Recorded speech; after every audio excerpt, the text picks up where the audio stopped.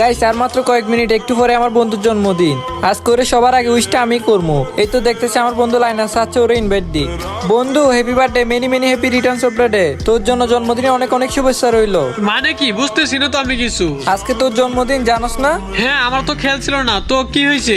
কি হয়েছে মানে এটা কোনো কথা? তোর জন্মদিন এই জন্য উইশ করতেছি আর কি।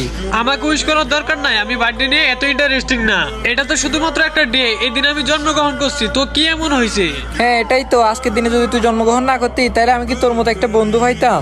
আজকের এই দিনটা তুই পৃথিবীতে আইসিস বলে আমি তোর পাইছি। আর আমি ভালো করেই জানি তোর নিজের বার্থডে এর জন্য তুই এত ইন্টারেস্টিং না, কিন্তু আমার জন্মদিনের সময় সবসাথে বেশি ইন্টারেস্টিং তুই ছিলি। আর সর্বপ্রথম উইশটা কিন্তু তুই করছিলি, মনে আছে? আজকে আমি তোর থেকে টিট চাবো না, টিট তোরে দিমু। বল তোর কি লাগবে? আমার কোনো ট্রিট লাগবে না বন্ধু, আমি শুধু তোকে চাই। মানে সব সময় প্রতি মুহূর্তে তুই আমার পাশে থাকলেই চলবে। আমি শুধু চাই তুই এখন যেভাবে আমার পাশে আসিস সারা জীবন এভাবে পাশে থাক। এটাই কি তোর ট্রিট? হ্যাঁ বন্ধু এটাই, আর কিছু লাগবে না।